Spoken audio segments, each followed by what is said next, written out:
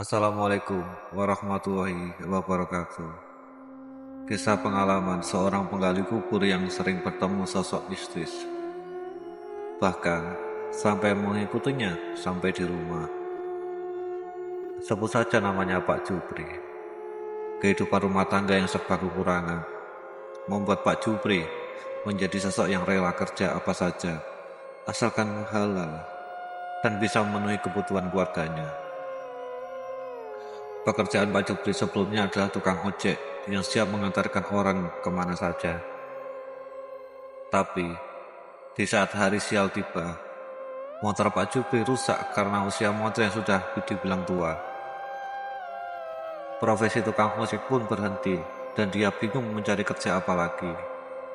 Sambil berjalannya waktu, Pak Jupri mencari kerja di mana-mana, tapi tidak ada satupun yang menerimanya. Keesokan harinya, dia mendatangi rumah temannya yang sudah lama dia kenal. Sebut saja namanya Angga. Saya kemana-mana belum mendapatkan kerja. Saya bingung mau kerja apa untuk keluarga di rumah, kata Pak Jupri. Kebetulan di desa ini ada kerjaan, tapi kerja jadi penggali kubur. Kerjanya itu bersih-bersih dan menggali kubur kalau ada yang meninggal. Daripada nganggur dan bingung, kalau mau besok saya akan ngomong sama Pak Kepala Desa, kata Angga.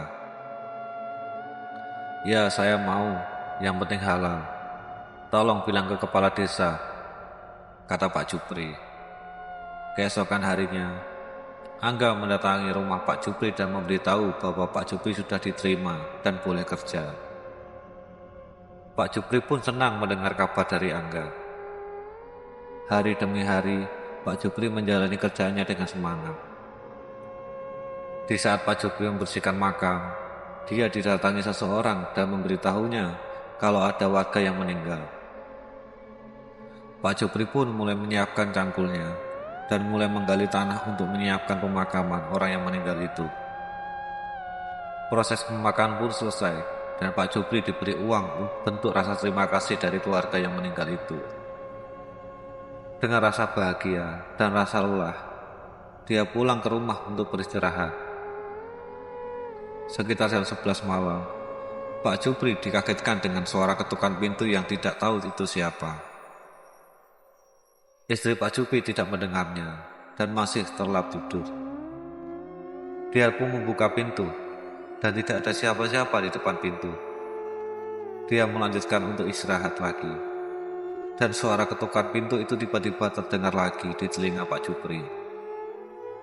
Dia pun bergegas mendatangi pintu sambil emosi. Mungkin ada yang iseng malam-malam mengganggu istirahatnya. Di saat membuka pintu, Pak Jupri kaget bahwa ada sosok pocong yang berdiri di depan pintunya. Ketika itu juga, Pak Jupri tidak sadarkan diri dan pingsan. Paginya, istri Pak Jupri melihat pintu rumah terbuka dan Pak Jupri sudah pingsan. Istrinya pun membangunkan dan menyadarkannya. Pak Jupri tersadar dan tidak mau memberitahu kejadian tadi malam ke istrinya. Dia pun langsung pamit ke istrinya dan cepat-cepat pergi kerja karena waktu sudah siang. Sore hari, di pos pinggir makam, Pak Jupri melamun, memikirkan kejadian semalam. Tidak disangka, tiba-tiba azan maghrib berkumandang. Tidak terasa sudah mau malam lagi, kata Pak Jupri. Ketika beranjak dari pos makam, Pak Jupri melihat wanita lagi ada di bawah pohon, sambil merenung. Kenapa kok masih ada orang jam segini, kata Pak Jupri. Pak Jupri menghampiri wanita tersebut. Maaf mbak, kok mbak belum pulang? Sudah mau malam ini, kata Pak Jupri. Wanita itu diam saja.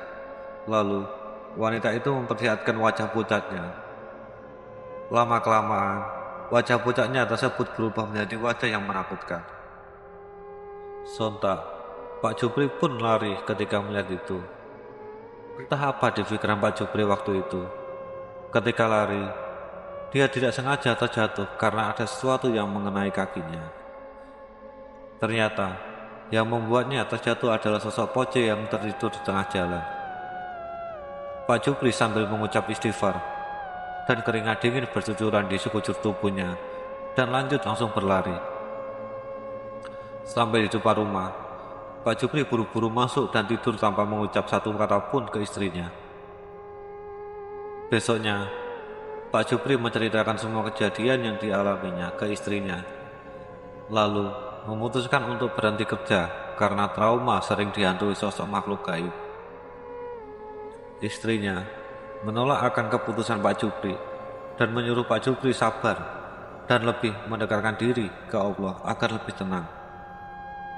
Dengan melihat kondisi keluarganya, Pak Jupri kembali lagi semangat untuk bekerja, walaupun masih sering diperlihatkan sosok-sosok makhluk gaib lainnya. Terima kasih sudah menonton dan mendengarkan Misteri Malam Channel. Wassalamualaikum warahmatullahi wabarakatuh.